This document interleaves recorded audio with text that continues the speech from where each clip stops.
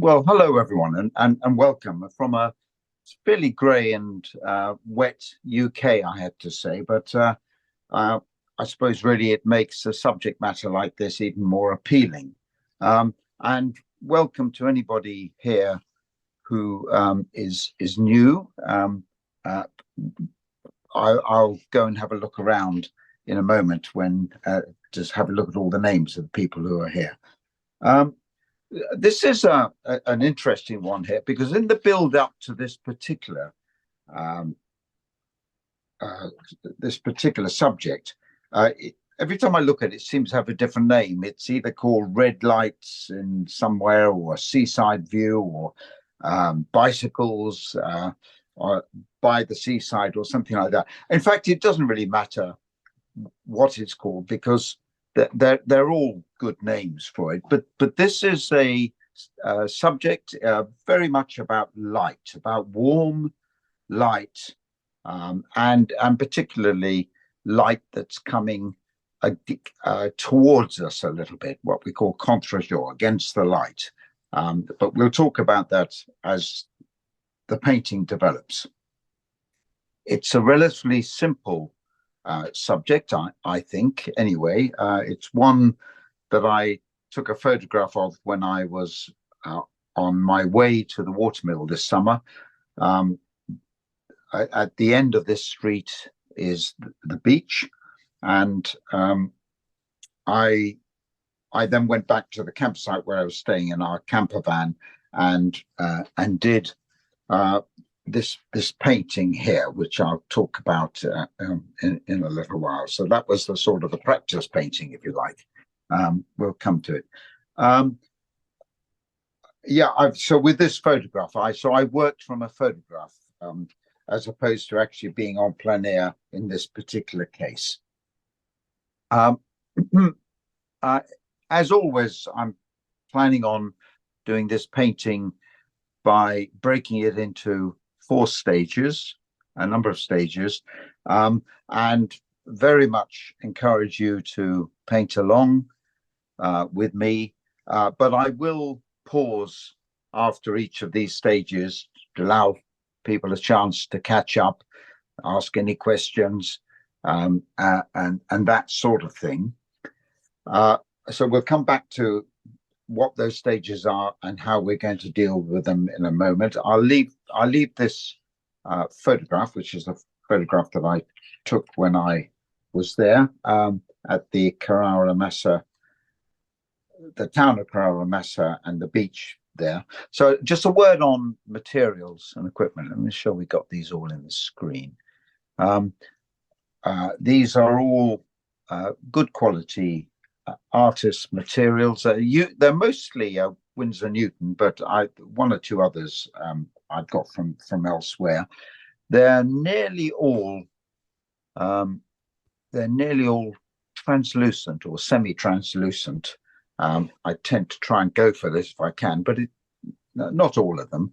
And the colors here, if I'll just run down them quickly, and then I'll refer to them as the painting goes on. And if you've got any questions, do ask. This my headphones in the car yesterday. This is neutral tint at the top here, pointed out with a brush. Then I've got raw, a burnt umber, burnt sienna, and raw sienna. I've got a couple of reds here, a crimson, a alizarin crimson, and a Windsor red, and then 3 yellows, this being New Gamboge, Aurelian, and Lemon. And of course, you may have these colors or you may not. You may have similar colors. And, for instance, Aurelian, probably the closest to that is something like cadmium yellow, but whatever, and whatever colors you decide to use, that is just fine. Then I've got 3 blues, a cerulean, a cobalt, and a French ultramarine blue there. I have a mauve, a turquoise, and a sap green. You have headphones? And then I've got a Windsor orange here, a light red, a yellow ochre, and a raw umber. So as I paint along, I'll try and remember to mention those again. So that might give me a chance for repeating that one. So as far as paper is concerned, this sheet of paper is this is Saunders Waterford paper.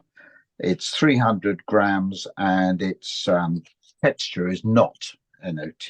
There's not 300. Good quality cotton based paper, which has quite a nice, very good absorbency. And then with brushes and other tools I'm using here, I'm not doing much drawing here. We'll talk about the drawing in a moment, but I've got a soft pencil. Oh, I see it's an 8B. I usually use one not as soft as that, but that will do. And then I have a large mop squirrel haired brush, which holds water very well. I've got a small one, a mop. Then I have a synthetic rigger here, and I've got this brush, which is called a dagger, which I think I'll probably use at some stage. Again, I'll talk about these all as I use them as the painting develops. I've also got a brush, which is a very cheap children's brush that I've given a really bad haircut to there. And lastly, on the paint side, going back to the paints, I've got some white gouache, which is, of course, an opaque paint, which I will, if my practice painting is anything to go by, I'll be using at the end of the session. Okay.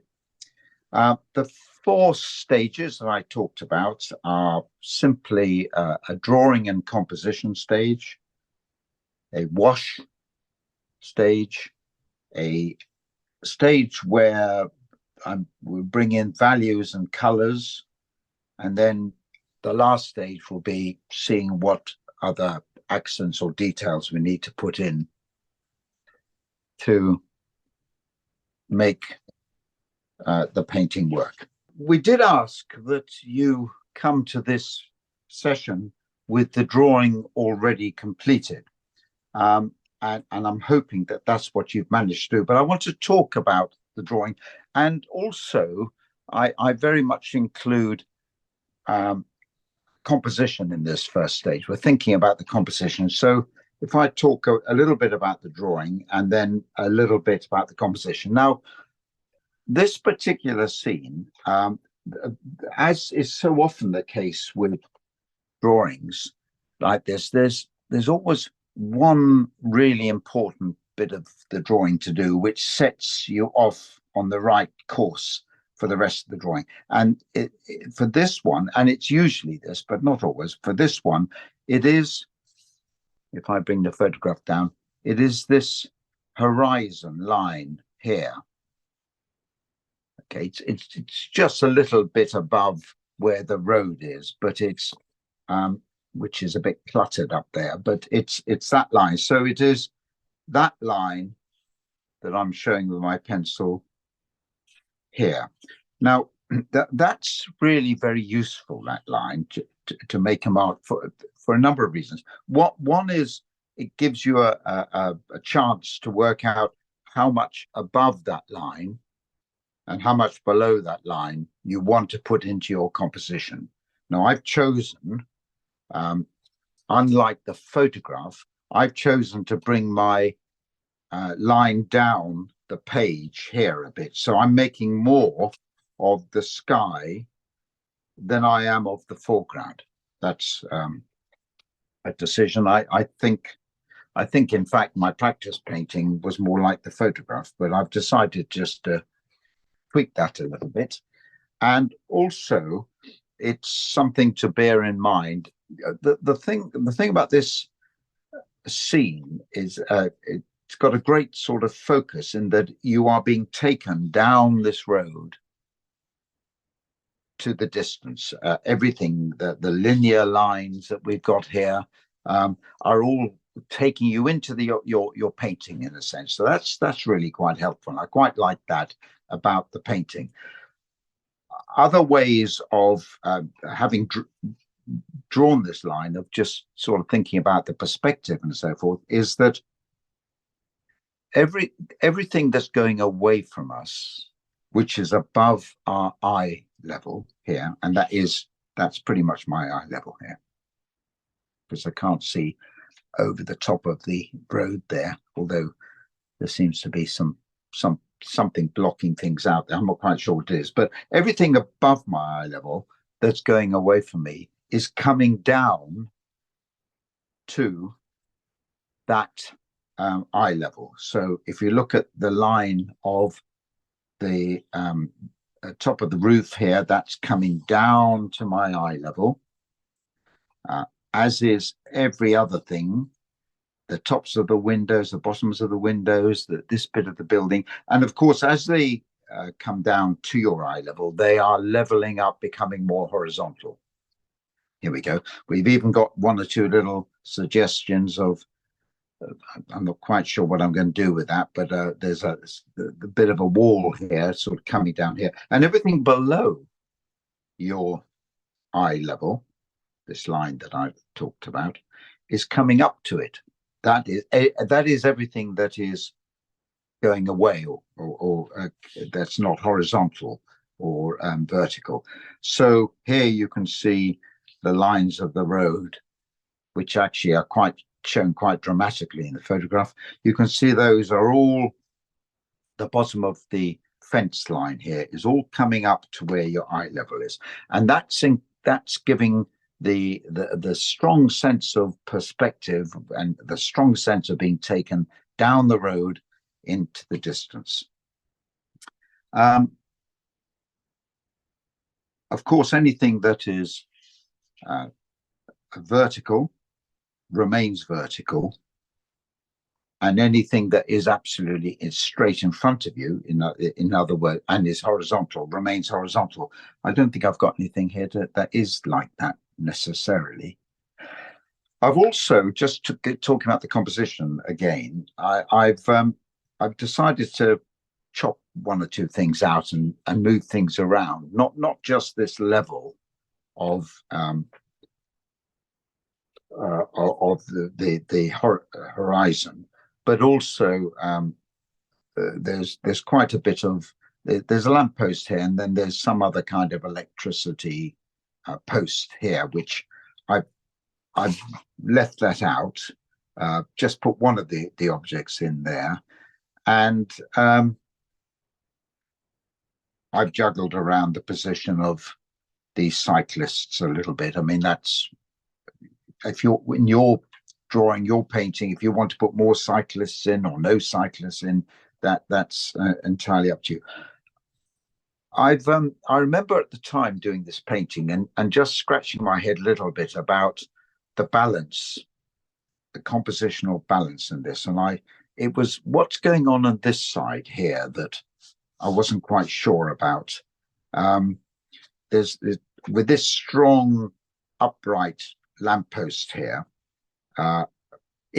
pretty much in the foreground, and all of this activity going on here with the trees and the background and the cyclists and everything, that runs off, and it seems to quieten down a bit down here. And I think I'm going to change that so that I can get something to balance this strong upright here. Maybe I'll make those bushes a bit taller, or bring something up a little more vertical there. We'll see how the painting goes. It might be that I'll pop in some sort of a telegraph pole or something of that nature. So that's talking about the first stage, which is the drawing, thinking about the composition, and that's really going through my thought process as I can remember it when I did it then, and looking at it again now, that's what I see there. So I've drawn this in a soft pencil. I can, if I wish, I can remove the pencil marks later on. I've probably made it a little heavier, the drawing, than I might normally do for myself, so that you can see, you more easily see on the screen what's going on here. We'll go into the next stage, which is about washes. Now, I said at the start that this is about warm light. It's in fact, or what shall I say? It's about tea time or thereabouts, 4 o'clock-ish light. The light is behind this building here. So the light is in fact to the west, going down. I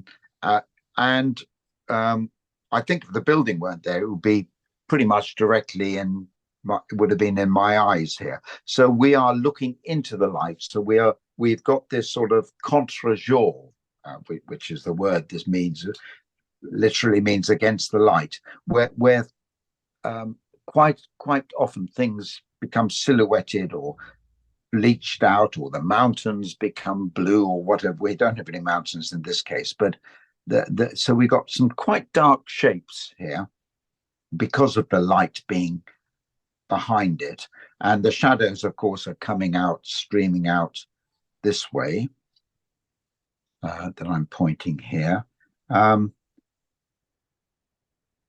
and also in the drawing I was doing it, I spoke earlier about using this white gouache, which is really quite useful for touching in a few highlights, and you can sort of manufacture that as the artist by, for instance,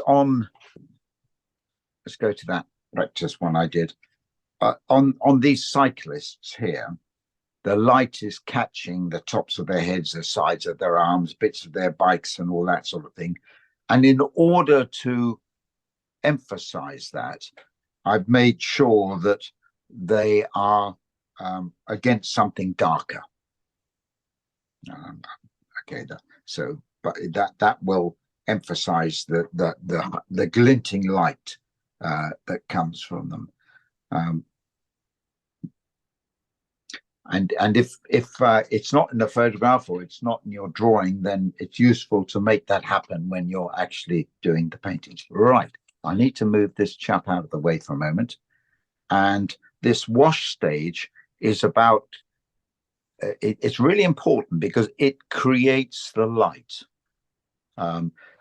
Too heavy with your paint at this stage might not allow you to have a light touch, or show the light through, or using colors that are a bit too cool colors may not be such a good idea. So at this wash stage, I want to put things as light as possible. If in doubt, keep it light. The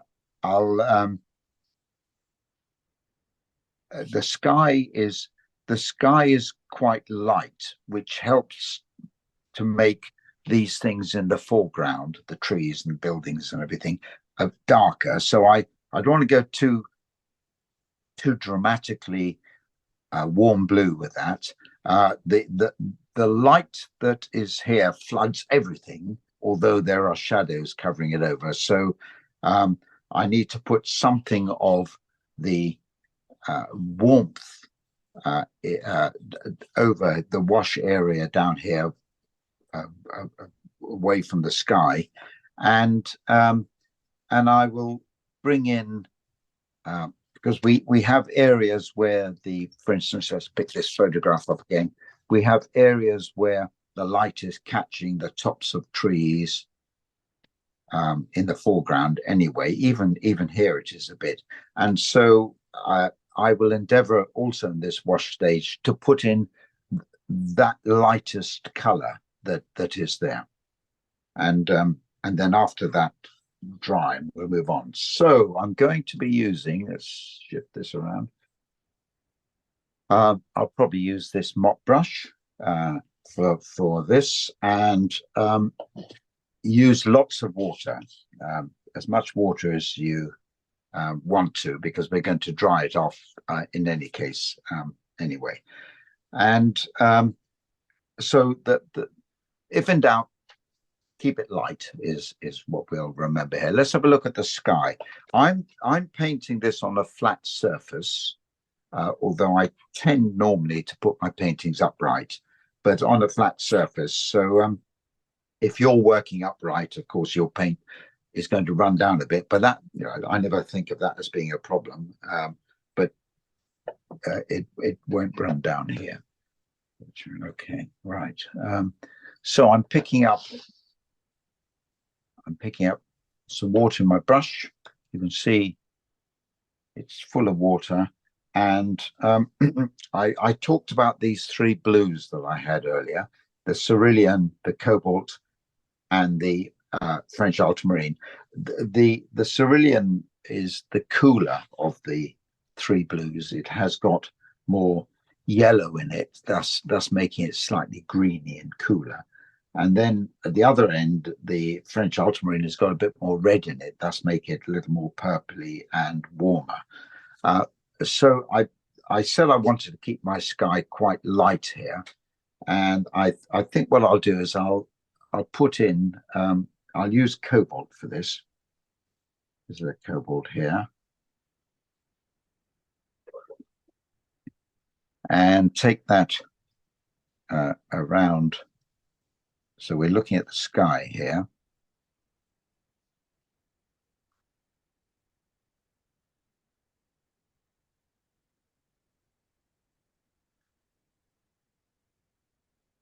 I'm going to pretty much make all of it wet, and then see how much darker I want it to become.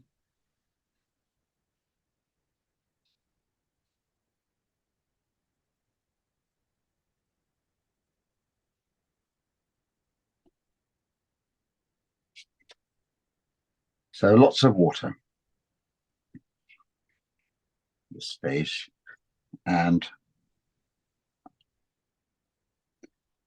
I'll make my sky a little bit bluer, darker on this side. I think so. We've veered a bit, so I've just popped in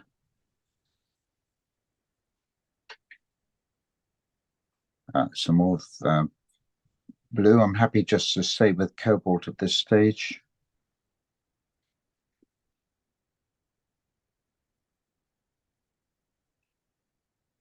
And let it get a bit lighter as it runs down to the horizon.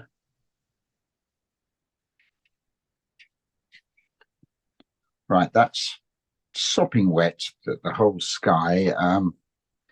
If you want to bring into it any clouds or any of that nature, then that's fine. I mean, I'll do that. I'll just get a bit of tissue and maybe just break it up a little bit. Right, let's just see. Do I want to make that any darker at this stage? Yep.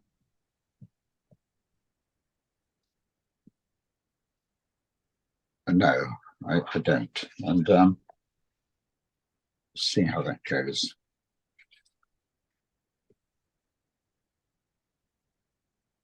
And then I'll use some yellow ochre here. I could use raw sienna. That I use more yellow ochre now than raw sienna. Raw sienna would do the job quite well. Either way, cut a color like that, and let's take that. In fact, I'm going to take that over everything. See how that goes if I pretty much take that over everything.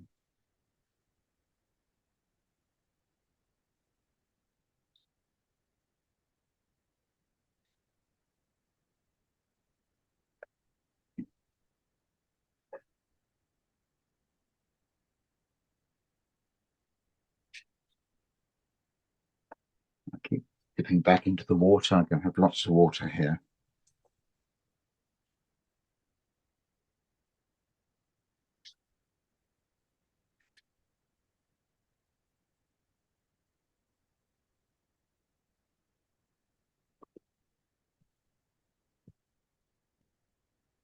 Right, I've talked about the light that's on these trees. So I've got some lemon yellow I'm playing around with. Let's just see if we can drop a little bit in there. A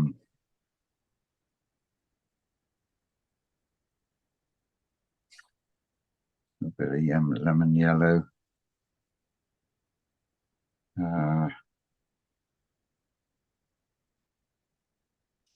And any more at this stage I want to put in.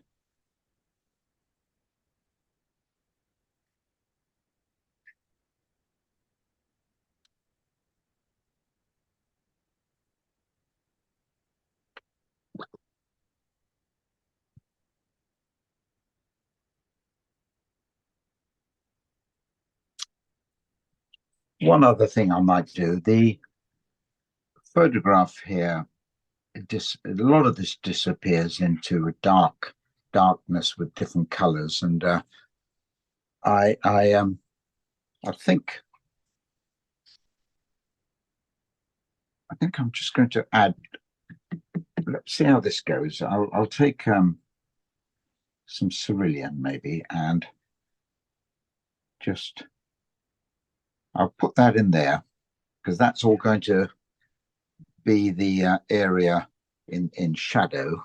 I'm not putting in shadows. I'm just sort of creating a bit of interesting color there to play around with at the moment.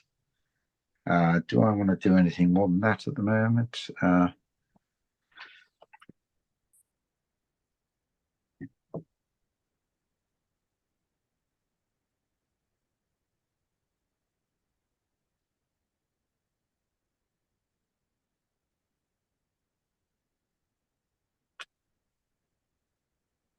No. That's my wash. Started with the sky.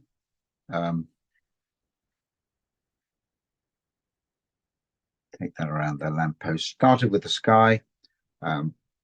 Decided whether I was going to do anything with any clouds. Let's have a look.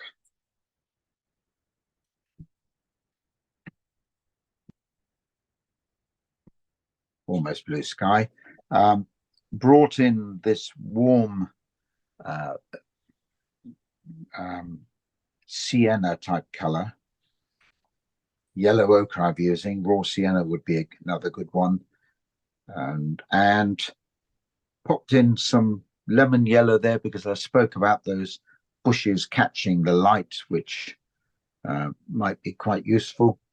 Why don't I do something here as well? The whole painting's pretty wet at the moment, so we can. Oh, dirty brush.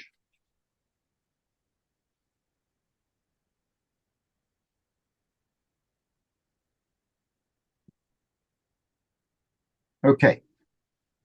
And I'm happy for the wetness, the softness of it to mingle around.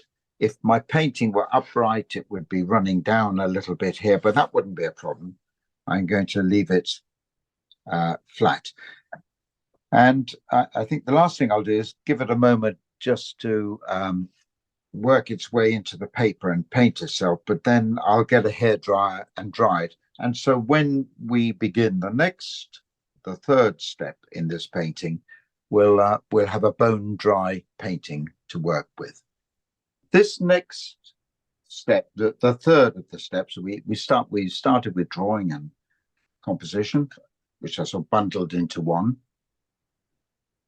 and then moved to a wash, and then onto this. I suppose we're looking at putting more color in values, creating the values and the contrasts, which are going to pretty much make up sort of 80 to 90% of the painting, and then take a look and see if there's anything else we need to do, just to finish off in the fourth session. Right. I'm not planning on doing anything else to the sky. that's done. There's no reason why I shouldn't if I want to at this stage. Just work on the sky, but I won't. We'll see how it goes and take it from there. Right, what shall I begin with? Some of the dreaded green, I think, maybe.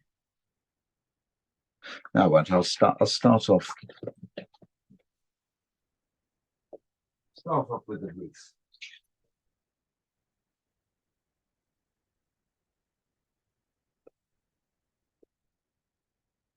And then work my way on from there. This terracotta roof up here. There's a photograph, which you can't really see greatly.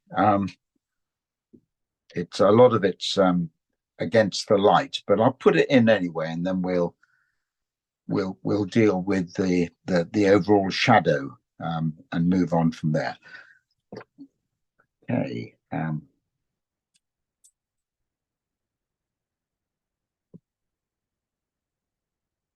What have I got to play with? I have this orangey red to play with. That's way too red. So let's bring in some burnt sienna here and see how that looks. Yeah, I could add some yellow to that. So really a bit more red. Whatever roof you think, how you would like it to be. I see on my practice one, I've made it quite light. Maybe I'll change that.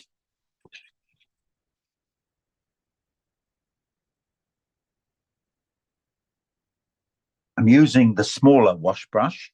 Yeah, it's a same sort of squirrel hairs. These are real squirrel hairs, but equally you can have imitation ones, in which I think just as good. But anyway, that there happens to be that, and they're quite good because you can get quite a good point on them just by bending them a little bit, as well as them holding a lot of water. So let's put that in here. The roof.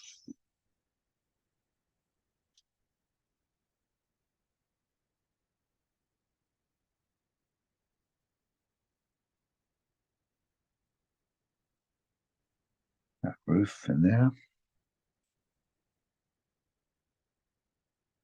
This overhang here, I don't. Oh, it's a balcony. I've got it.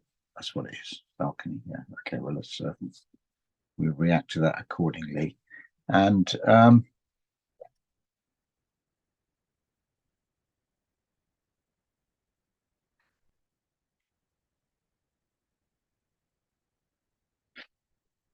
I'll turn my attention to the trees. Let's have a look at these ones here. Now, they're a different color. I forgot what are these called? We probably call them Scotch pines in the UK. I'm not sure what they call them in Italy. These trees, you get them. We call them umbrella pines. Oh right, okay. Well, they're a different sort of green to these bushes here, and they're also further away. So let's see. Let's put something in that. But you can see that there is light on top of them, not as much as the bushes, but you can see there is light on the top of them there. So I'm going to start off. Let's see how this goes. I've got this sap green. Now this is a sort of convenience green, which I nearly always use by mixing something else in with it. Well, that's too light. Let's have a bit more of this, and I'm going to bring some a little bit of ultramarine blue in. Let's see what happens if I do that. Darken that down a wee bit, and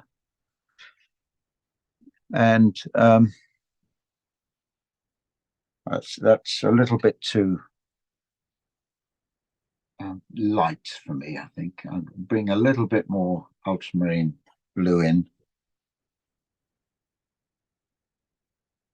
Let's see how this goes. And at the top of the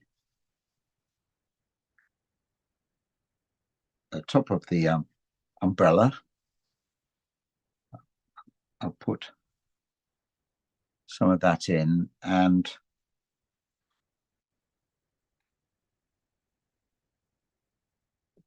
then below it, I'll bring in some more ultramarine blue, but I'll also add a bit of, say, burnt sienna, just to not make that too strong, violent a green. Let's just see. I can do a bit more than that.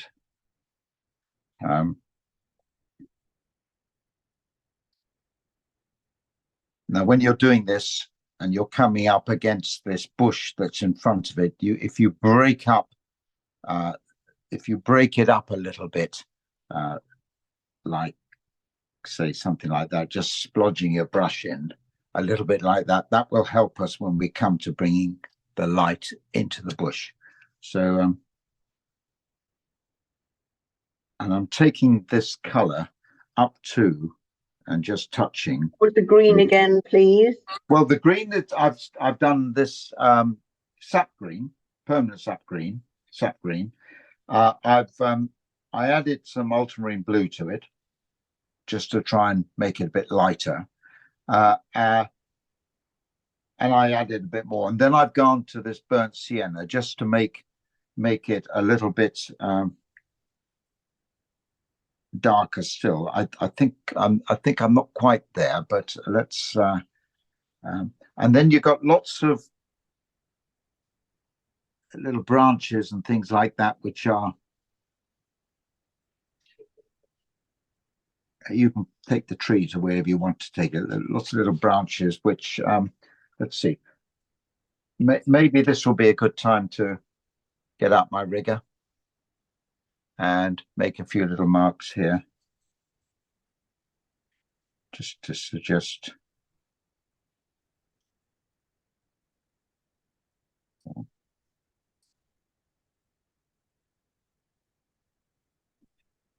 I want that base of the tree to be darker still. So I'll just go to the ultramarine blue and pick up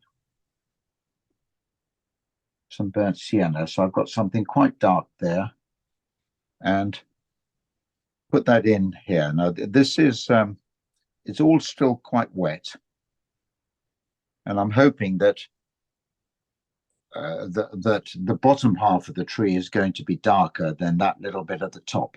So if I leave that little bit at the top, it's quite soft and subtle, isn't it? So something like that. Whether we need to come back to that later on, that's one of the things we might judge when we're that's one of the things we might judge a little more when we come back and do some detail, either during the course of this one. So we've got that. The green, the light green, and the bushes are more yellow. This is a little more olive even. So we get a sort of different kind of green. I'll come to the trunks and do those a little bit later on. So let's leave that for the moment and move on to what's happening here. This bush.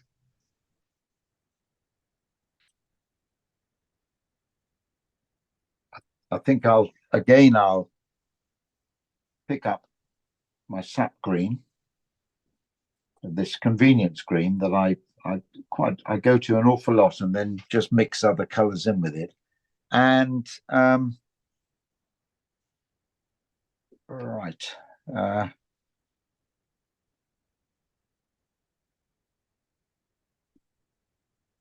Put some cobalt with that.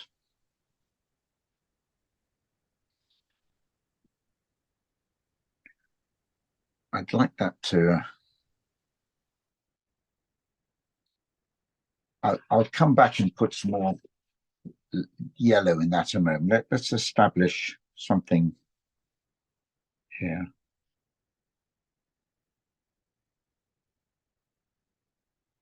It's quite loose and it sticks out.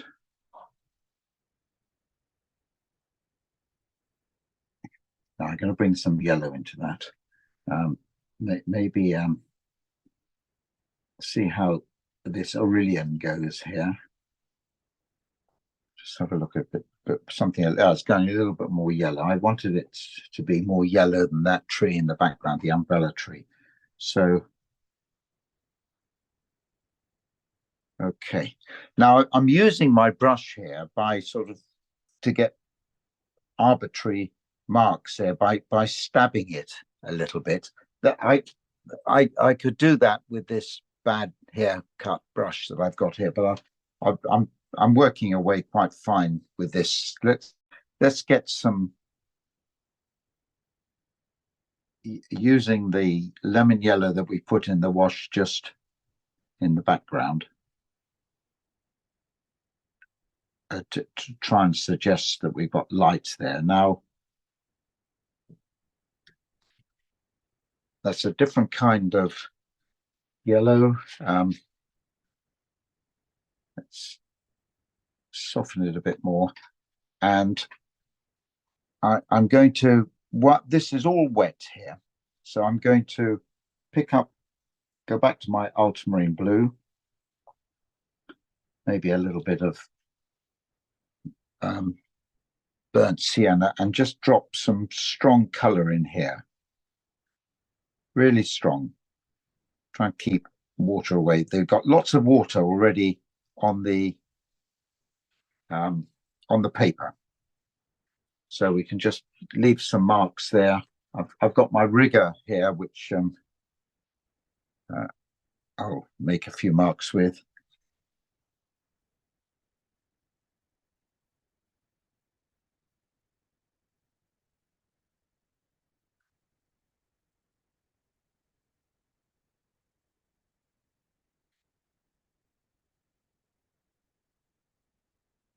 Okay, and if you wanted to, I'm still would like to have a little more yellow showing there, so I'm going to see if I can just use my finger. Yeah, we'll see how that goes. Leave that for a moment, but there is a difference in the colors between the two, which I'm quite keen on, and I'm going to do something here along similar lines. There are I'm just trying to see from the photograph, there's a sort of wall here of some kind.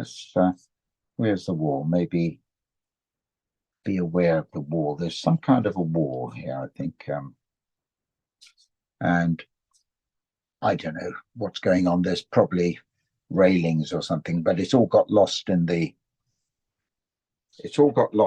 light,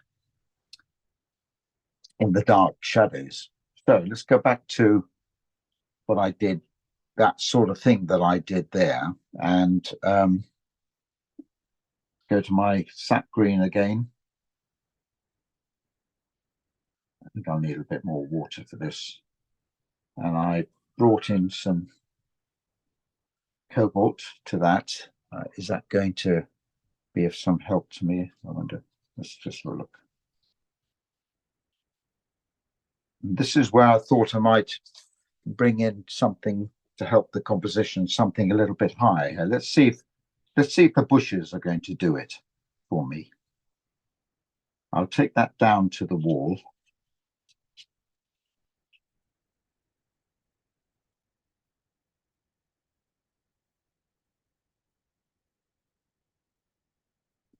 And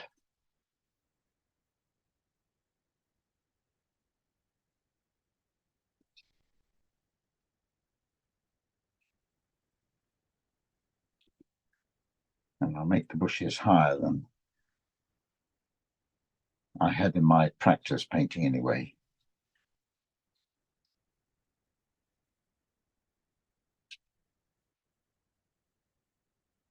There'll be shadow across all of this shortly, but I'll establish some values, some darker values. I'll go back to my blue. I might even pick up some ultramarine blue and a bit of burnt sienna. And again, this is very strong paint I'm putting here. It's not a lot of, I'm deliberately keeping the water out of it. And especially down the bottom here where it meets the wall, I can make some marks.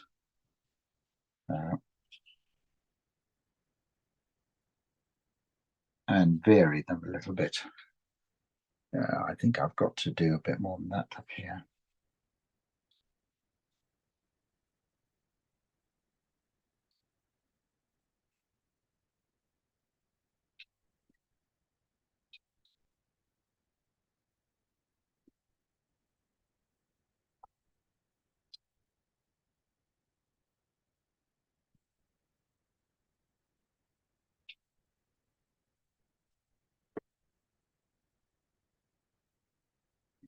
Right. There are other little bits of greenery which appear as we go away and around the house. I might leave those and come back, and as the painting develops, I'll see where I want to put those. But is that enough just for the moment? So the way I'm going to do the shadows on this, there are a number of different ways you could do it. I'm going to put in the colors and some of the accents and values in the house and other things like that, and then I'm going to bring a overall shadow coming down to across the house and across the street and that sort of thing. And we'll see how that goes. So just for the moment, is there anything else that I want to do? Okay, let's come away from those greens for a bit. And I'm going to wash my water. I'm going to clean my water because I've got these greens. I'm going to come in with some other colors now.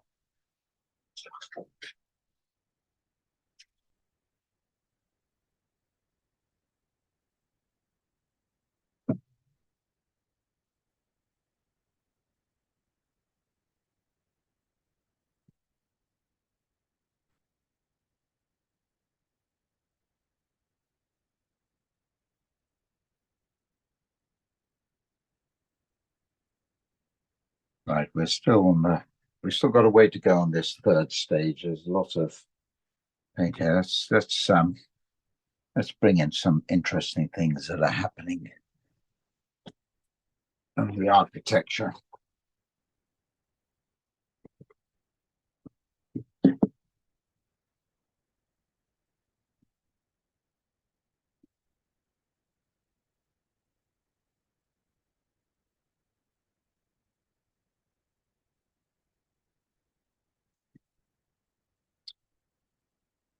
As the road goes away from us, the light catches little buildings and so forth. And we're probably going to show that by bringing the shadows in. So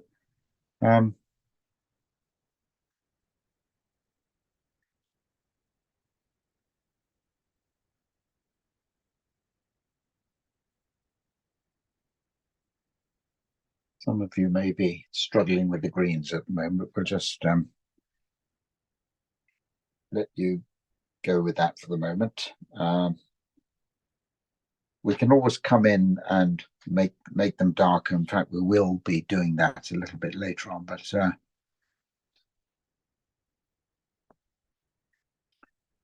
I'll use my small mop brush for this. Let's see how we get on with that, because I can get quite a point from that. And I'm going to make a color with a sort of dark shadow color with cobalt and burnt sienna. So I've got something dark there. And as you can see from the photograph, an awful lot of the detail of the house is lost in the light that's behind it and this sort of silhouette blocking out of the detail. But if we put some of that in now, just to give some kind of a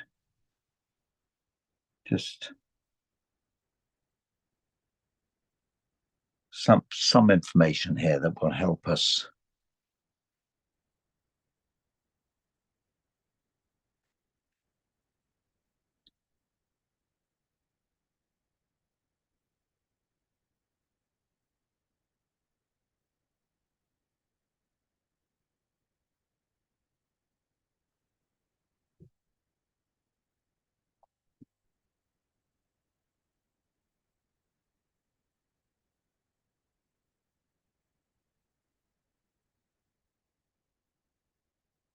Can't really see what's going on in this photograph, so I'm going to have to make it up a bit.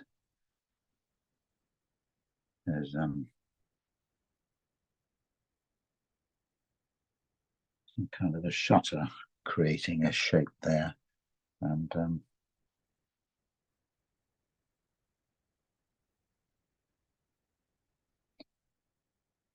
something under the eaves a little bit.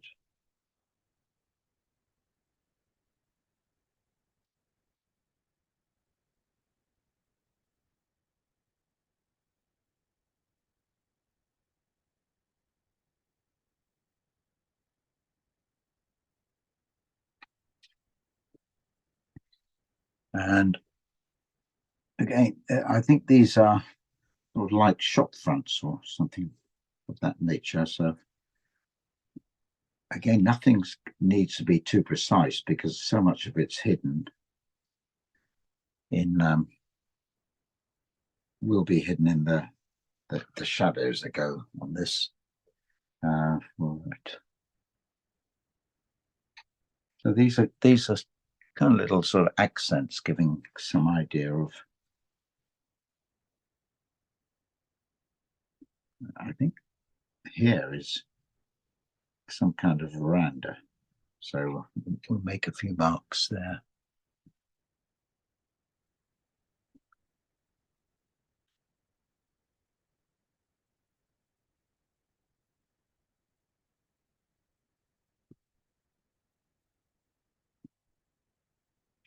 I'm picking up a little bit of this green here. I think I'll put a, it's not very green, but it'll do.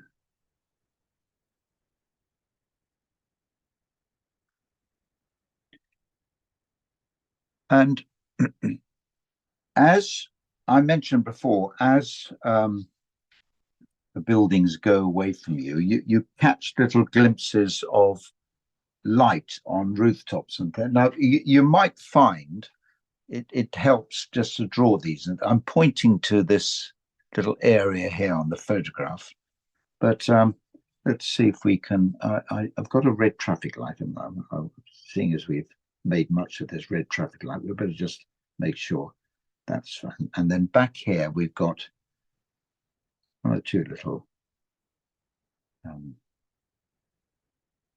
dark bits. Now you can draw those in if you like, leaving light bits behind. Nothing's going to be, you don't need to worry about it too much, but just to make some little bits darker, let's throw some color in here. So I'll pick up my a red, yellow ochre, something like that. I'm just going to drop in some color. That's way too bright. Way too bright.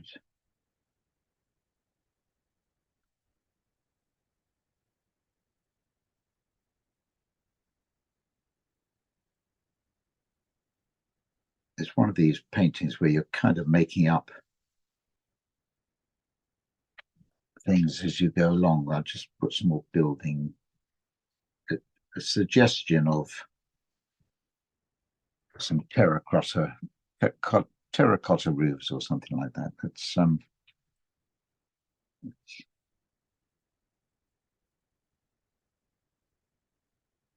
whilst I'm at it, I just felt I'd vary the the colours that are going on in these buildings here. I'm really not sure what is going on, so I'm kind of just making it up as I go along. So let's just put that there. And I'm using yellow ochre and a little bit of some sort of red or something like that. Let's put that, just break that up a little bit here. Let's put something there. All right, we got tops of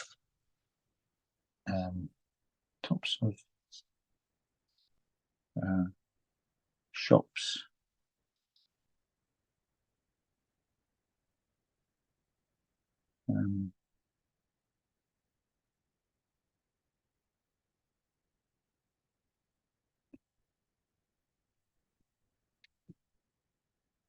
So much of this sort of thing can just be made up. It's almost abstract, really, in what is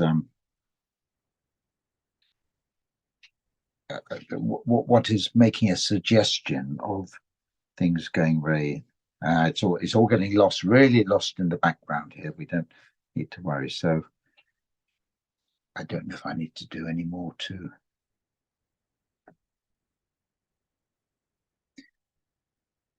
Any more suggestions of?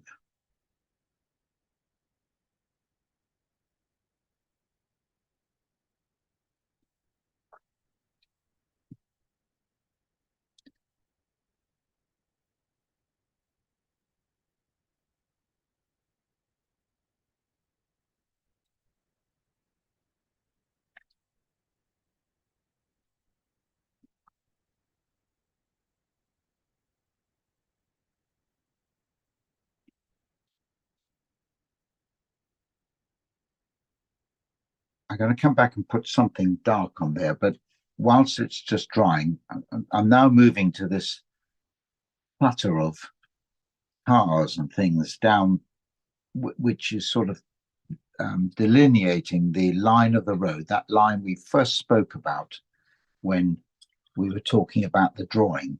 So let's put in a few things. I've got this dark sludgy color. Let's start off with that. So that that line is that line,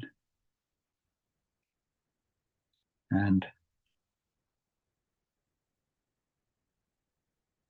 if it's quite dark, so if I put that in there, it shows the road disappearing, the light. So we'll put something. It's lots of different cars. We do the best we can, I think. Just make some dark marks here.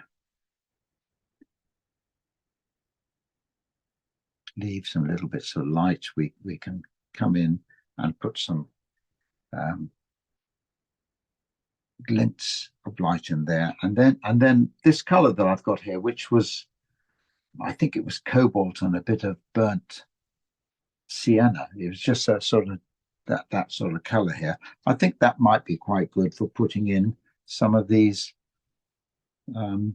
lights that disappear in the distance ever so.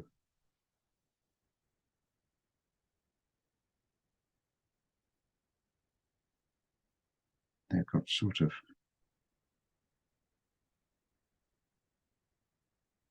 and they're following the sort of linear perspective. It's a bit too heavy, just touch them out.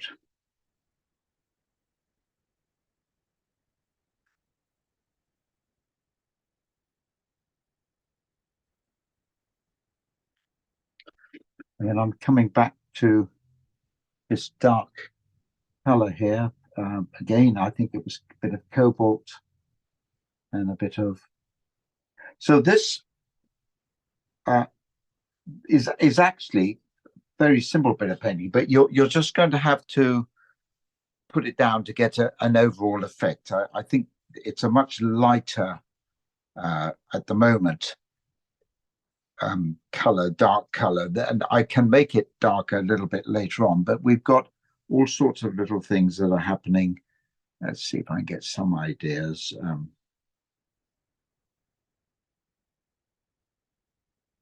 Just I'm trying to get a few sort of angular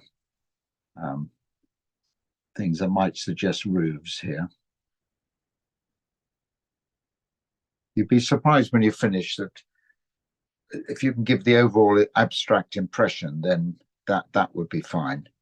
I can come back and make them a little bit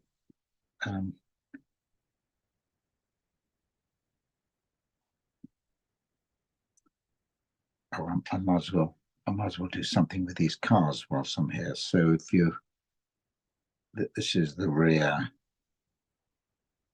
that they are actually facing the red light. So for what it's worth, because the lights have stopped the traffic, that red light has stopped the traffic. We'll just pop in there.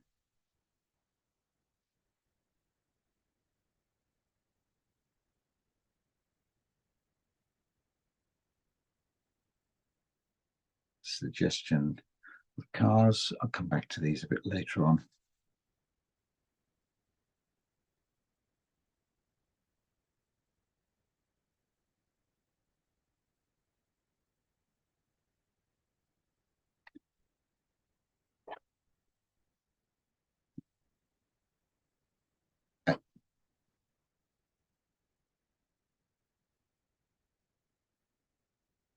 You know, we were talking about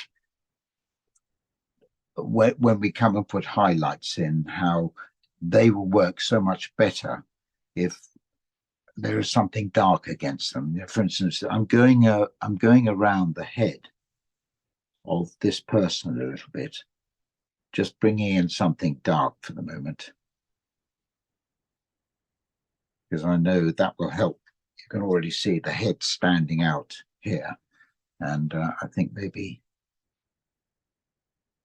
this wee fella here will just bring something around there as well. All right, any more detail for that?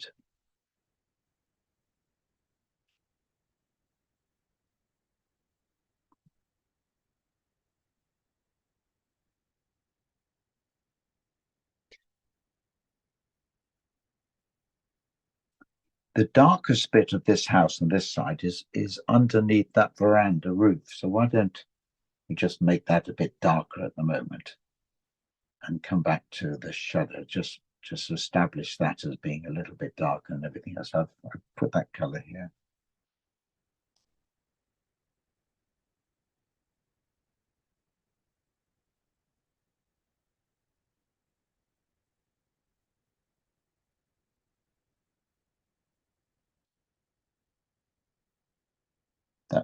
That's the sort of veranda roof at the moment. And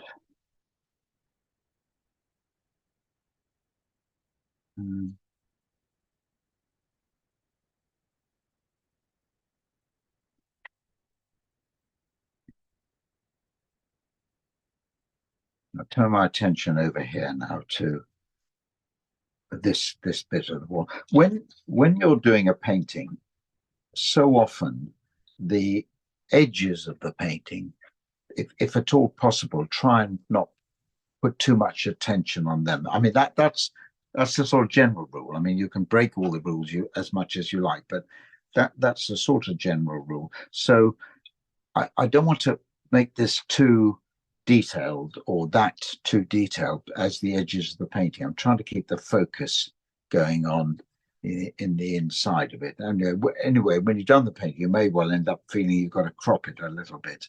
But we've got some kind of a netting fence here with greenery growing down it, and there's a sort of, we can see the edge of a wall there. So let's put something in, and again keep it as much abstract as we can. I'm going to my burnt sienna. I haven't actually used that many colors so far in this. We've used yellow ochre, sap green, and then I've used the two of the blues, the cobalt and the ultramarine, and burnt sienna. I think we might have used a little bit of red. So, but relatively limited number of colors.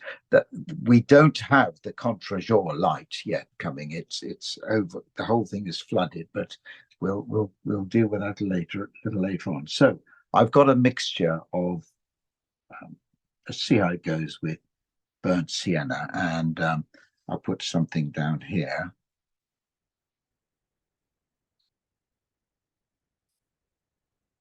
Which isn't too detailed, maybe.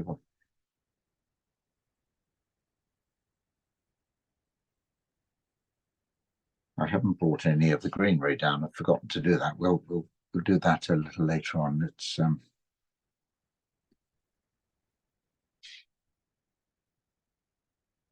and this comes down to the road.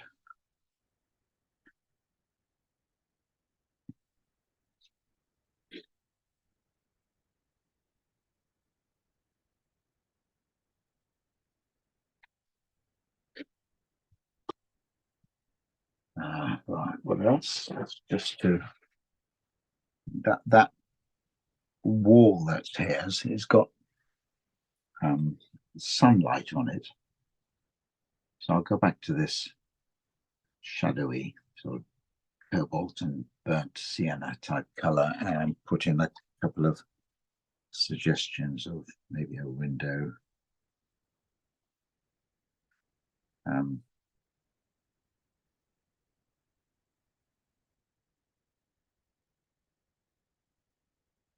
I'm really not sure.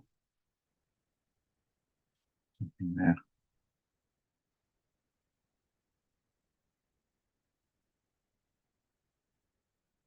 I'm desperately trying not to over detail that little bit of it, but I think I must put something green in because I didn't do that before.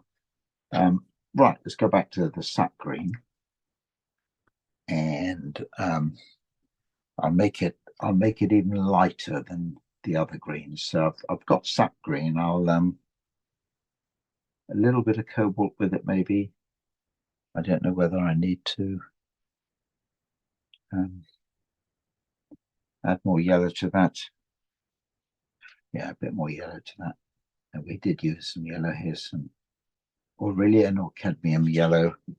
Let's just, I'm using my brush splodged a little bit here, trying to end up leaving some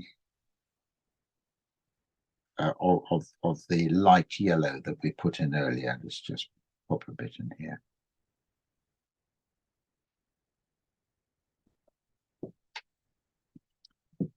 And whilst it's still there, I'll come in with something darker, pick up some blues, make a bit darker to my green, and just touch it down some of the edges here. And the paint is still wet, so it'll kind of, hopefully it will do the painting for us. Hope so. Just added something there, maybe.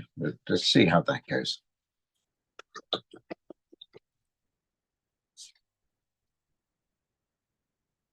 Right.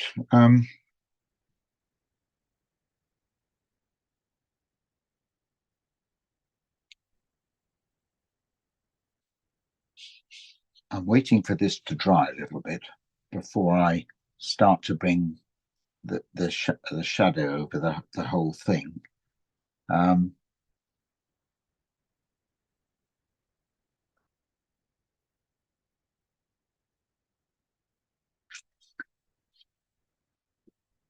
Just look at these people on the bikes.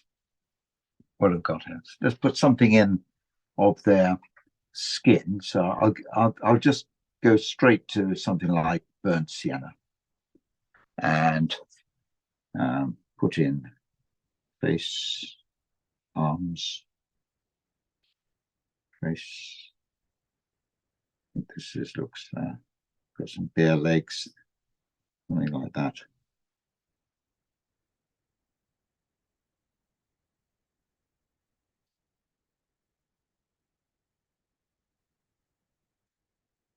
And we can bring in something to do with maybe their clothes. I'll give him something a little bit red. Well, let's go to red and then change it from there. That's rather too violent for them, but just something like that. And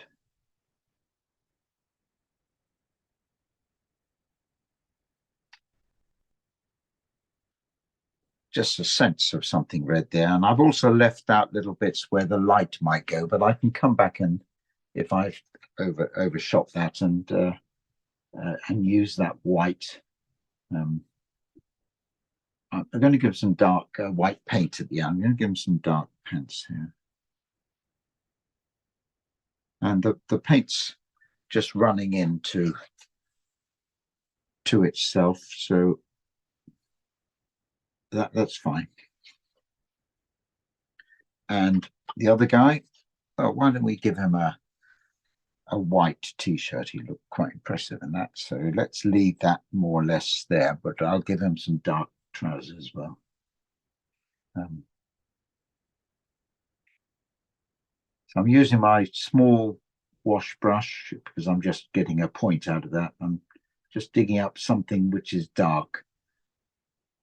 It's a blue and a sienna. Let's just bring, yeah, something dark there.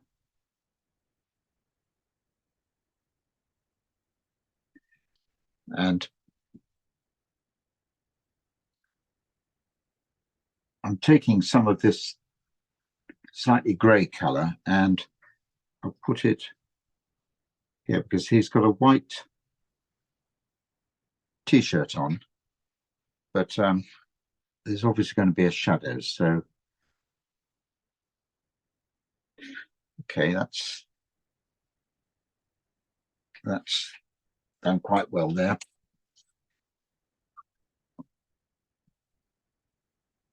I haven't put the bike in or the shadows of the bike, and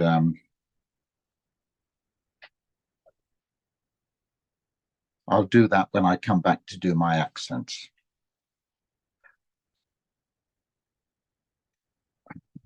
We'll put this lamp in now.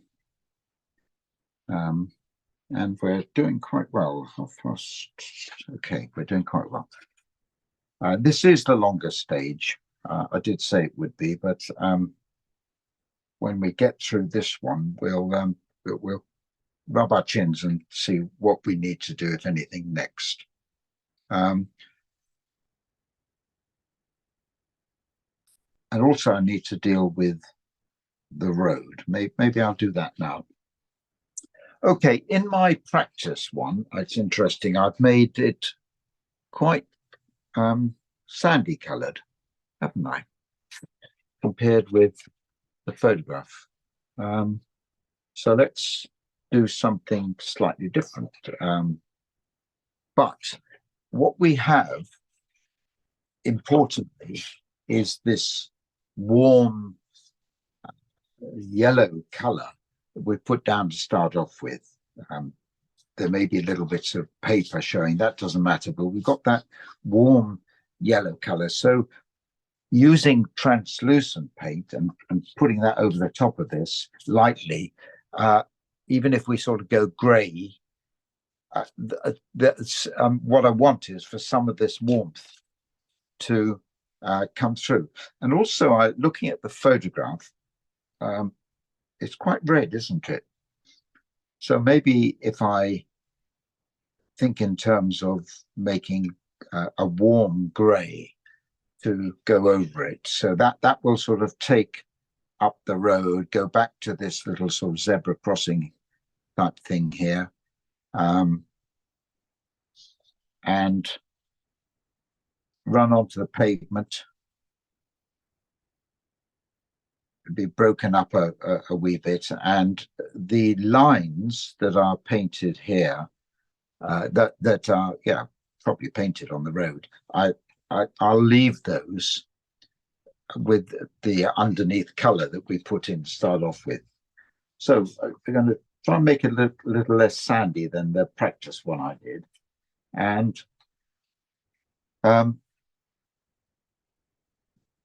and mix up a warm grey. So what should we do for that? If we well, let's pick up some cobalt.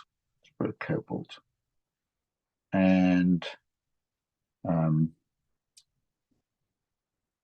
maybe a tiny little bit of alizarin crimson. Let's just see if we can. So we've got that. See how that works, but that's a sort of a mauve. I want to come away from that. So if I bring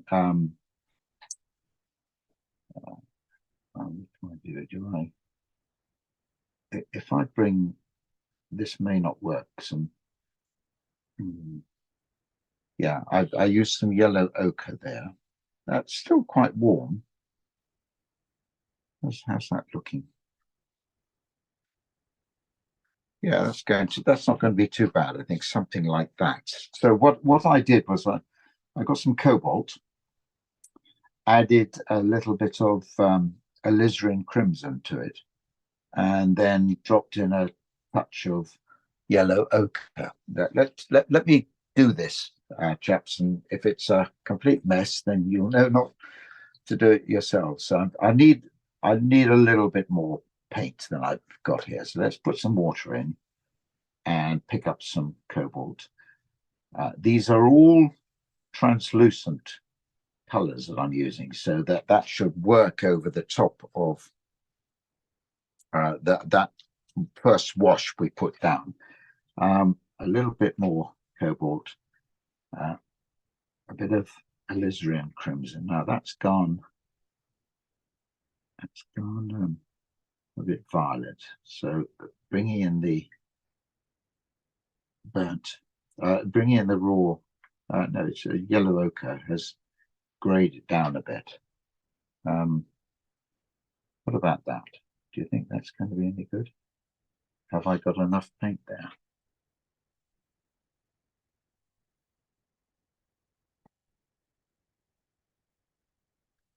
I'm not sure I have.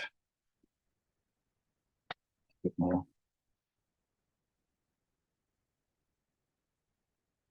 A bit more. A bit of that. Right, what have we got? Has that gone to... Okay, let's see what happens with this. So I'm wanting to leave some of these lines here. So if I take that through there, and I'll take that on this side, just leaving a white line there.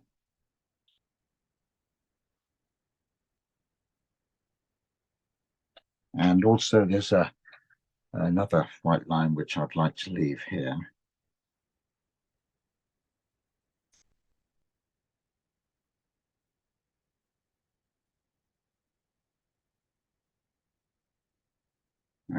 I'll come up to that zebra crossing in a moment.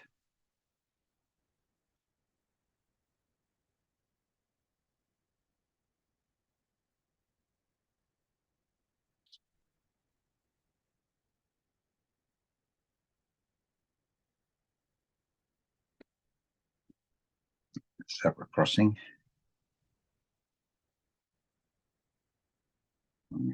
Let's go.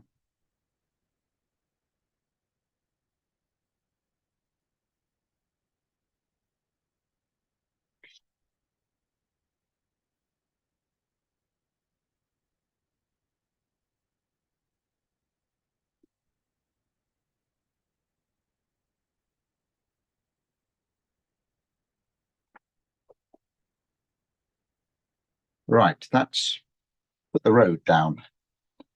Okay, which hopefully will be different from that one. But and the important thing, as I've said, is that you're using that underlying wash underneath it to give it that warmth. And this painting was very much about warm sunlight, and hopefully that's going to come some way towards helping us with that. Now, whilst that's drying, I think we'll do a couple more things and then we'll just see where we go.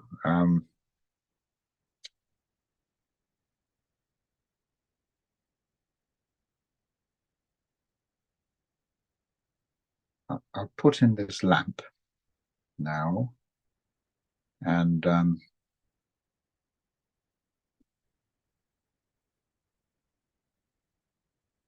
yeah, maybe that's all I need to do. Okay, how's it look in the photograph? It's got some light catching, being caught down or on the top here and down the bottom. Well, we can see if we can. Well, we probably won't. We'll have to use the white paint maybe to make that work. So here we go. So we'll want a darker color for this. I will go to my ultramarine blue and burnt sienna, but I'll see whether I need to darken that a bit more. Possibly I do. One color which can be quite useful here is this neutral tint. The but generally when I use it just to touch in with another color. I'm just wondering whether to touch it in on here. Let's see, just a little bit maybe. And put that down and then see where we go with that. Oh, this is wet. Okay, let's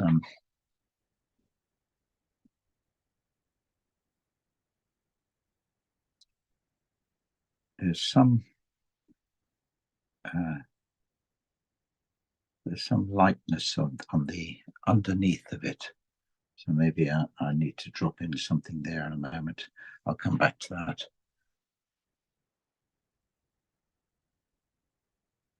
Got a chance to design yourself an Italian street light.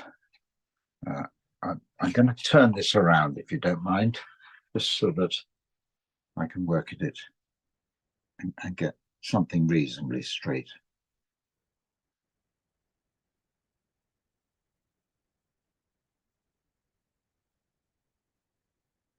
Okay.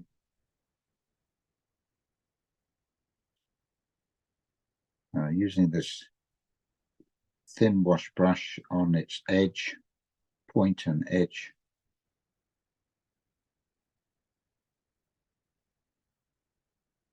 Let's see what I've achieved there. Okay.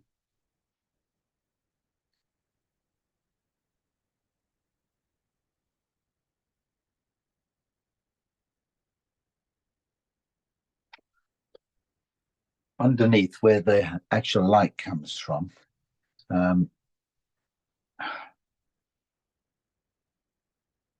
do something a bit lighter.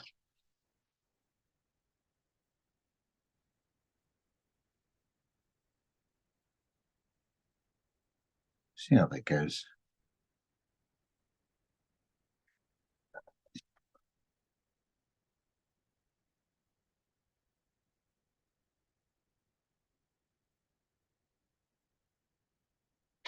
Now, if I wanted to make that any darker, I could just maybe pick up a little bit of neutral tint and drop it in because it's all wet. It'll paint itself really. We'll see how that goes when the time comes to check out any other little details. Now, I think I'm going to leave it. No, I'm not. I'm going to do one more thing. I'll let you move on and finish. I'm just going to bring the shadow on the buildings down from the bicycles and in one or two places, and then we'll stop and see what we need to do next. Tell you what I'll do. I'll turn the light on. Red light. Okay, so what I'm going to do now is make a big statement about the shadow that's being in which the building and other things sit, and any cast shadows that come from them, from the bicycles or things of that nature. Um, and I'll mix up a color that will do me as shadow, although I'll vary that, and sometimes I'll lighten it, and sometimes I'll darken it. But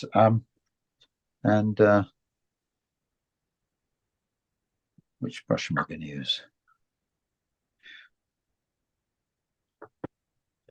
And the colors I'll use for this, I've used a lot of cobalt, so I'll stay with cobalt. Yeah. And I'm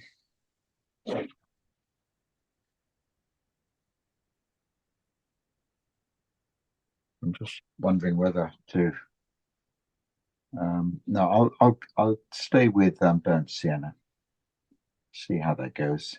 I don't want to be too brown, so because I'm aware that I'm also aware that it's going on a lot of yellow colors. So I mean that yellow is going to show through, and I don't want the end result to be too brown. I, I actually want it to be slightly cool. So I'll err on the side of more blue. How's that looking?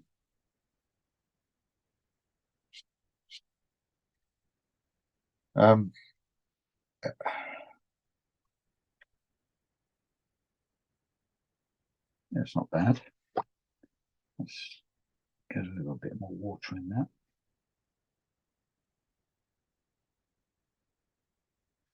So I've been using cobalt and burnt sienna for this.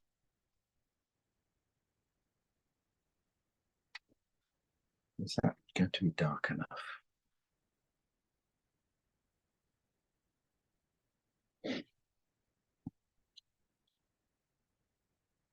Let's see how it goes.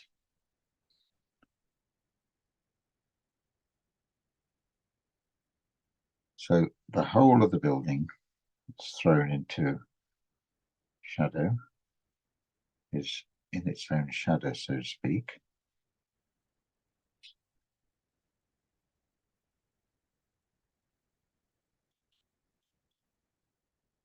A little bit stumpy there to help with the suggestion of the leaves being catching the light, and we're going down here. Yeah, I think that's going to be all right. Let's take that down here.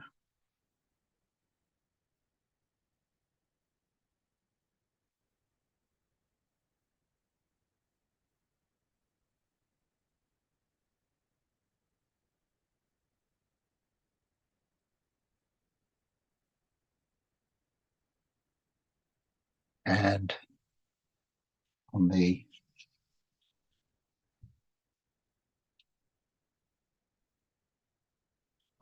all this greenery here, and then the shadow comes down. Shadow comes along here.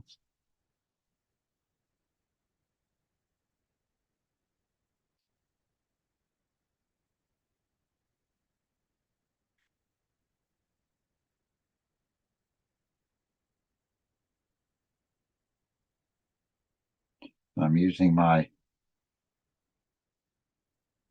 sort of blunt end of the brush just to suggest the shadows being thrown by that greenery. Going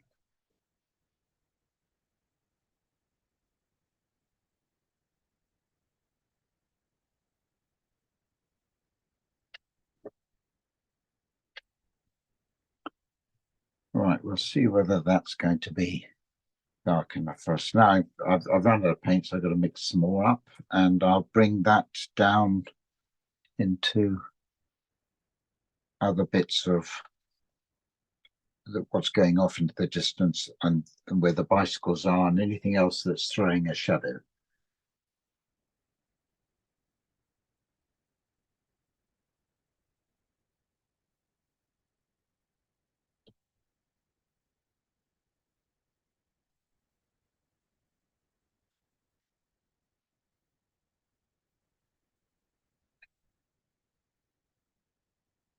Right, we've got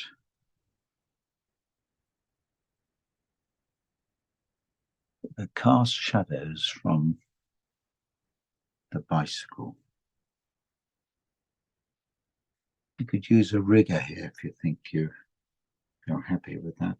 Just some.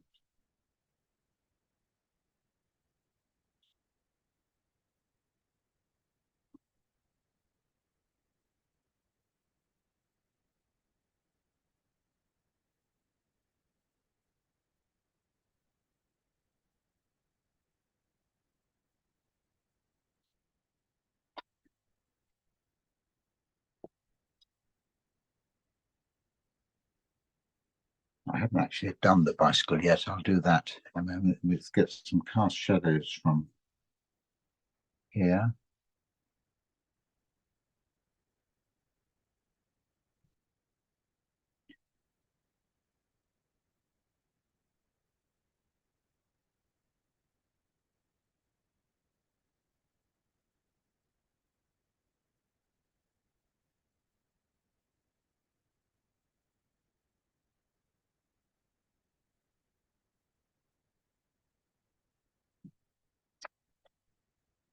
Right, we've probably got some cast shadows to deal with here, maybe underneath all this greenery, possibly. Down the side of some of it.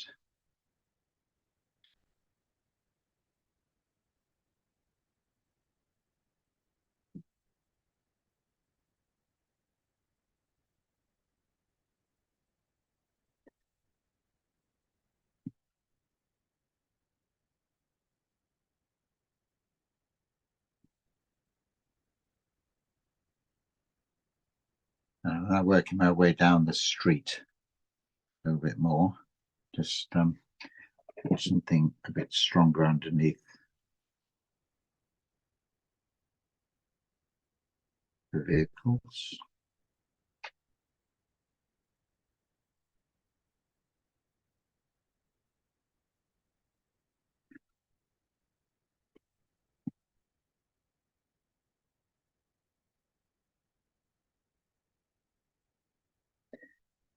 Anywhere else?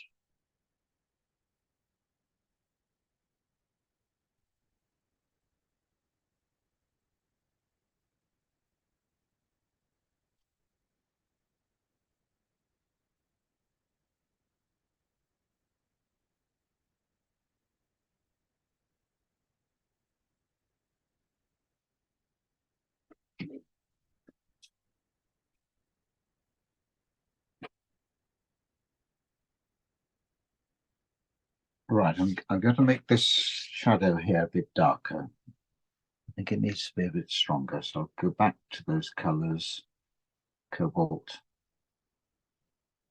sienna, and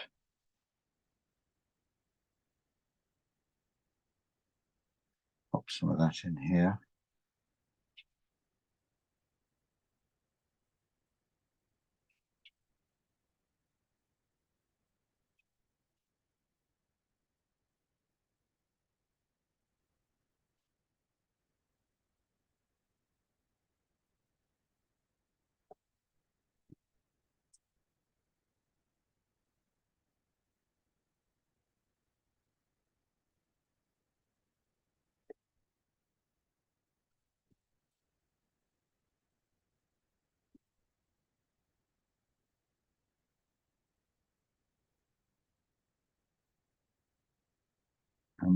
I'm making some of these doorways a little bit darker.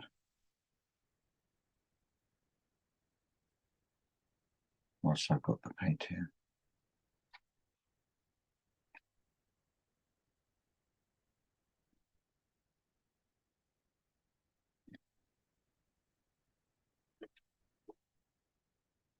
Right, I think that's where I'm going to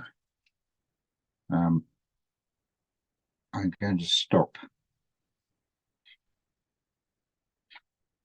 the third stage and then come back and see where I need to add any accents, whatever. Okay, that's it. That's it. So that was quite a long haul. That was, everybody. Well done. As I say, I think the painting's sort of 85% there. And probably the next bit we need isn't going to take us very long. But we'll let that dry. I'll let you catch up with where we're going. We need to make things like the cyclist more distinct and one or two little accents to bring it alive a little bit more. All of which will add to the overall effect of light. The light of the painting. Well, let's just go back to that first step, which was drawing, and particularly composition. I was talking about how I was a bit concerned about the balance, the imbalance of this painting, and now that it's come out of the white paper, I want to put something here, and so I'll probably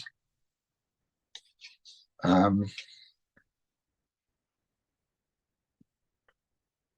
want something come out, something vertical, a telegraph pole of some kind, or maybe I'll put a post as if it's behind the hedge with a couple of wires, lightly drawn in. That will visually just maybe help to balance it a little bit. We'll see how that goes on that one. Okay, so that's something that I'll do. I've got these tree trunks here. I'm not quite sure I left those out, but I have done. But I think I might add a little bit more drama to the darkness on the underside of these umbrella trees, and then bring that down into the trunks for that. Okay, that's something to do. That might be the first thing I'll do. And then one or two little darker bits in amongst all this sort of mix up of disappearing buildings. Do something about some railings here and maybe up here, just a few little marks on these two balconies. Obvious, and the cars, and then the people, and a few extra marks on the buildings, and lastly some marks on the where, if I think some dark, one or two little darker accents on the road, and then we'll see how that goes. I said I was going to do this first, right? When that was one of the first greens I did, and I mixed that by making it a little more olivey than the others. So I'm probably going to mix something like that color up, maybe get a bit of neutral tint, and then bring that down into the tree trunks, which are all silhouetted.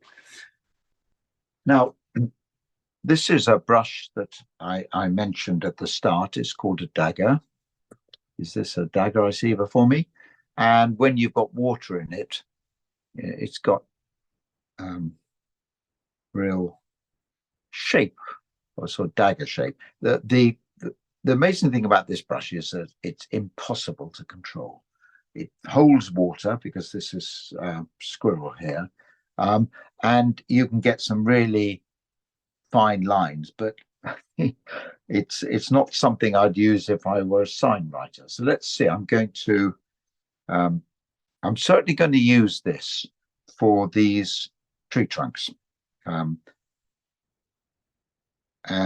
I don't think I'll use it for the darker bit on the green. So I'm going to mix up some darker here, drag that down, and call that the tree trunks for the umbrella pines.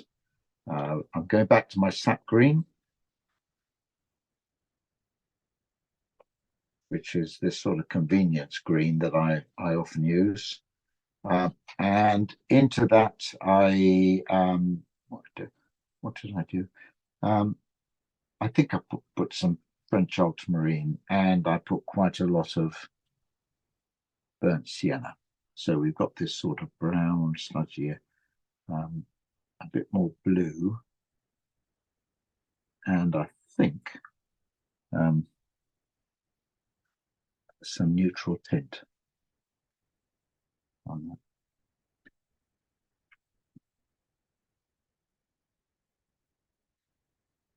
Let's take that over the bottom of the tree and up to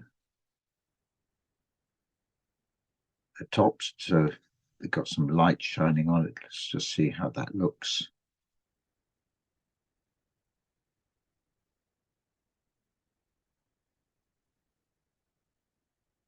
And if I wanted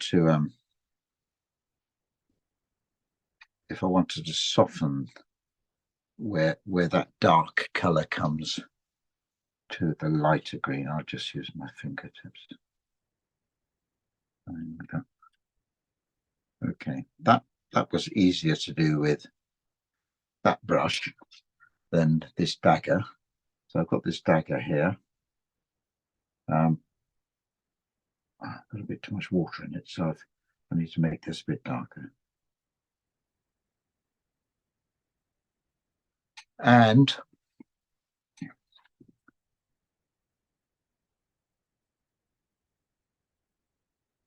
much water.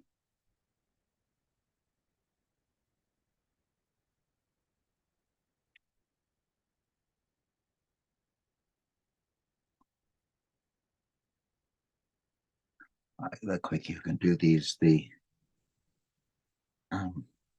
more natural they seem, really.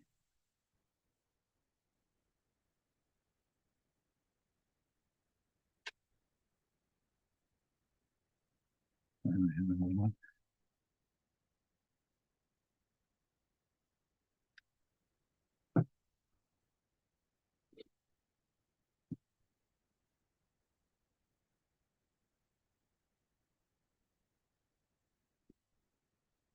Right.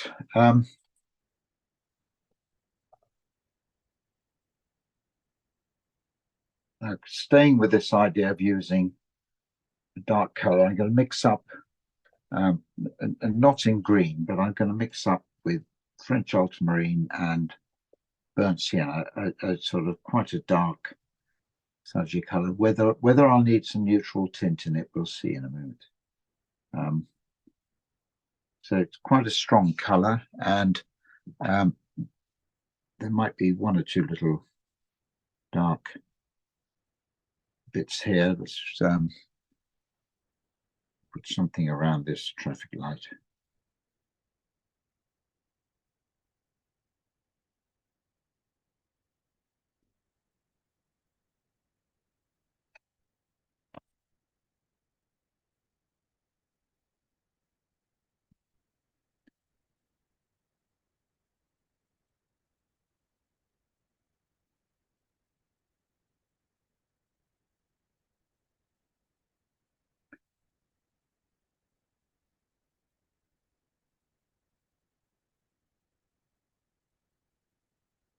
I did go around the cars before, but now I'm revisiting them and making them a bit darker.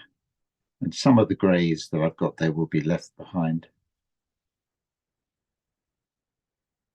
Go around this fella's head we talked about earlier.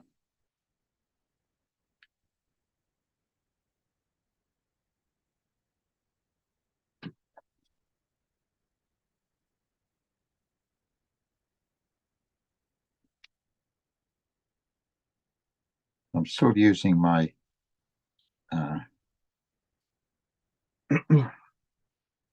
my wash brush here, little wash brush. Now I think this is a bit too dark for back here, so let's not over make this bit too dark, just vary a little bit.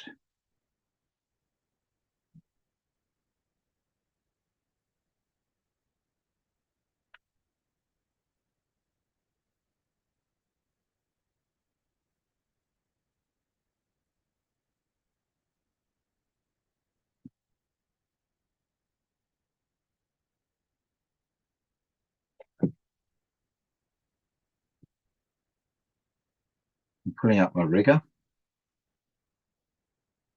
and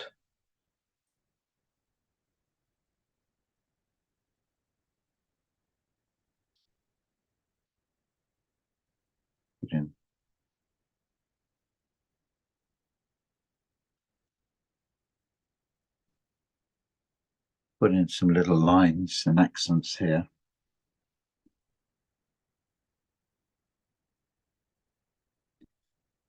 This business of lost and found, where you're not necessarily drawing a complete straight line, you're just making some lines which suggest that it's a straight line. So here I'm just putting a slight accent under the gables, but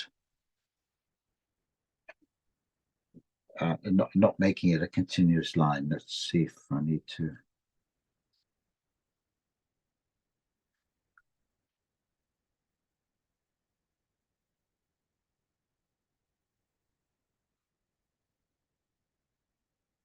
So the photograph might give you some suggestions, or you can make them up yourself.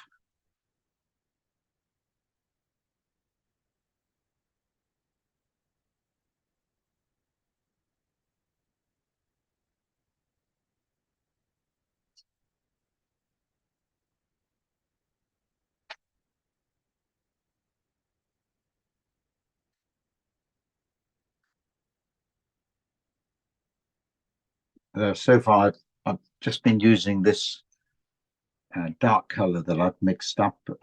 If I feel it's making it too dark, I can just wet it down or stamp it out a bit with my finger. Just adding one or two little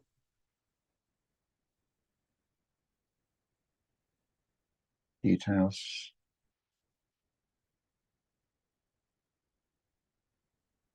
And moving around the painting that I've created. We've all done different paintings, and making whatever it is that you've done work. Let's bring something a bit darker around this guy here.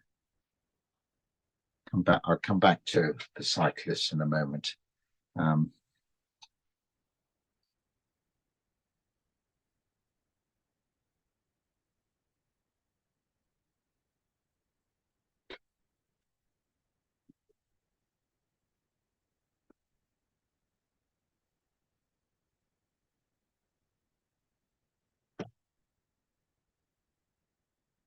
mixing up some more of that dark color. And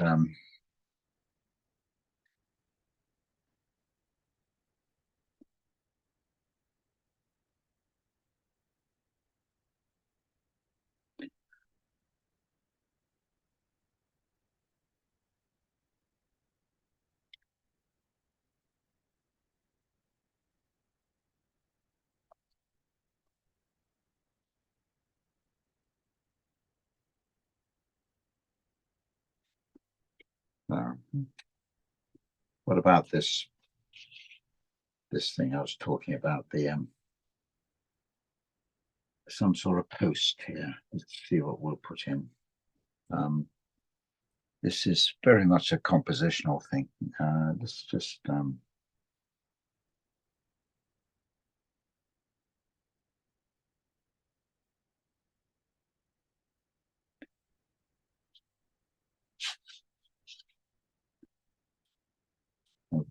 as lightly as I can put in a few little lines there. That's as far as I'll take that, I think. Anyway.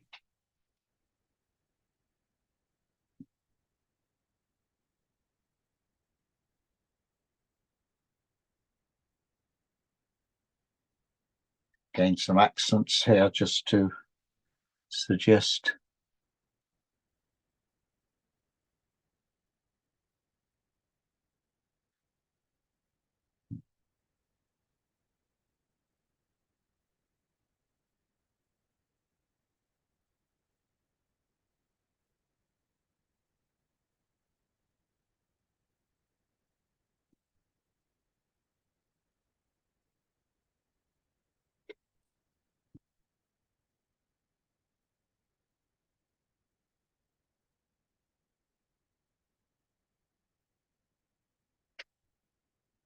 Right, anything I'll do here? What about this lamppost? Am I happy with that, maybe?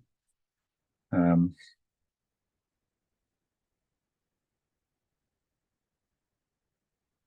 really want to change it all. It's just 1 or 2 marks.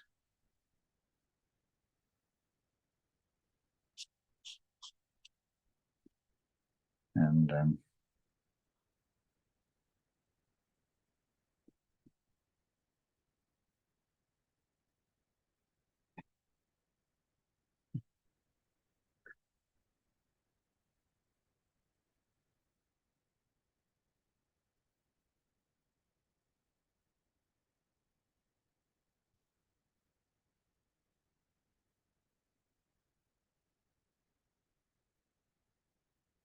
again, just little accents within the shadows and slightly darker spots.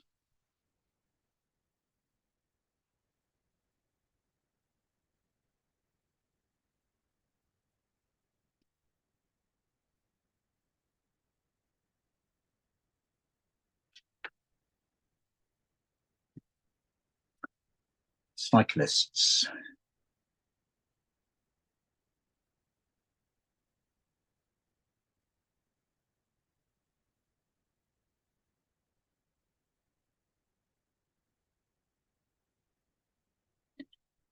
I'm going to bring in some highlights in the cyclists in a moment,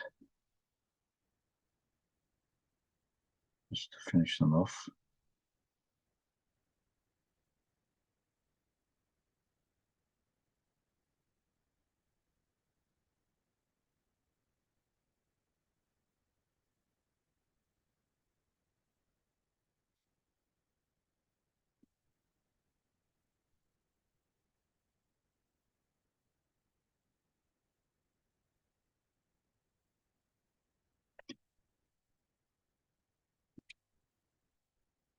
So I'm trying to do as little as I can to give the suggestion of what's going on here with these people on the bike. So the photograph helped me a bit. Let's just put a bit more.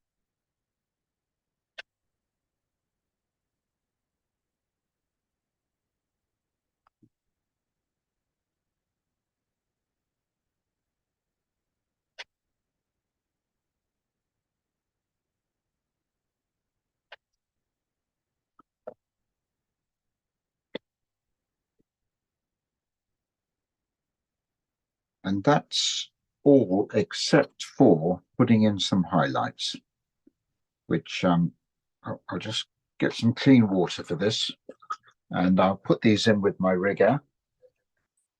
And that should finish it.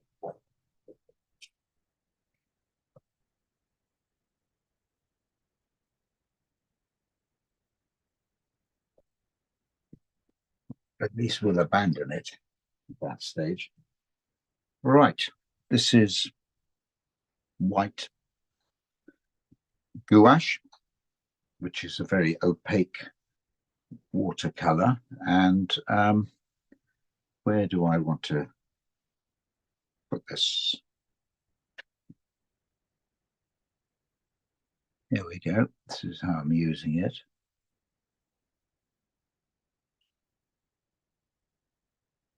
I think the secret of this stuff is don't overdo it.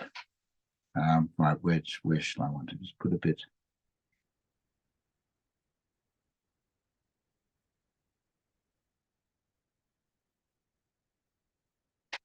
Oh, I'm going to turn this around one moment.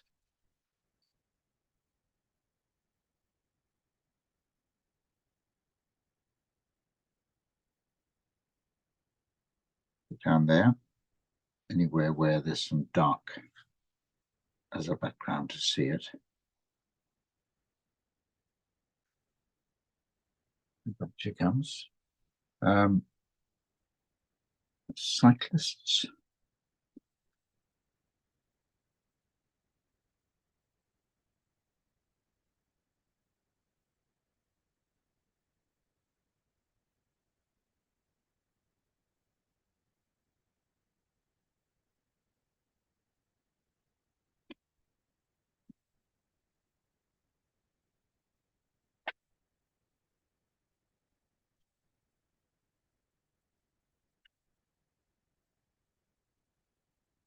Top of his head, shoulders.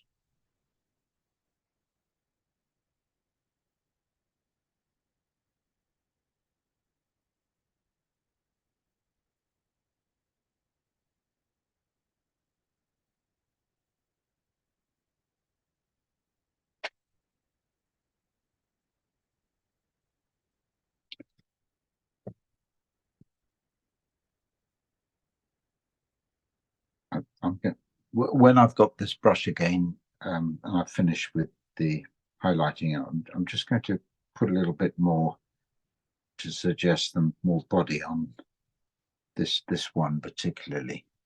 His legs sticking out, but I'll do that in a moment. So what do we got here?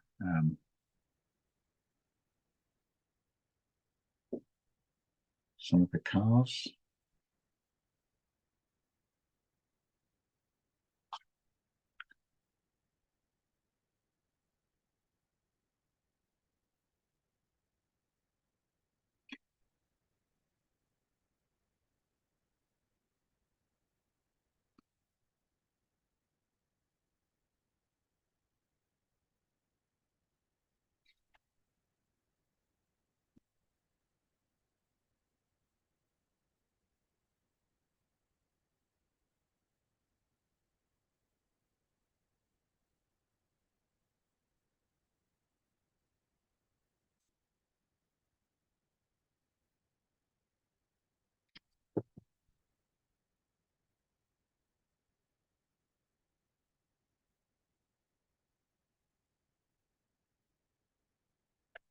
Right, just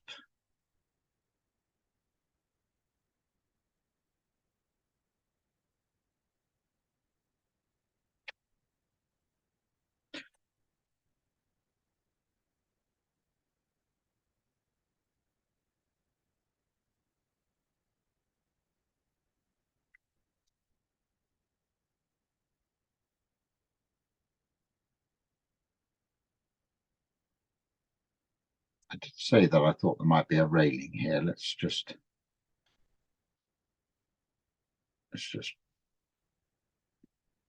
put a few marks in.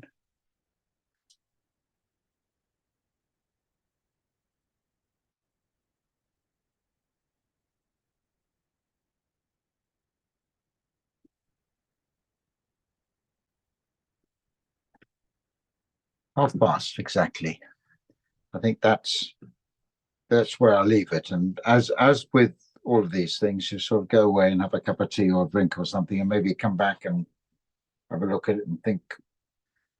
And if there's something that you think is really urgent to put in, then do it. If it's not urgent, then don't do it.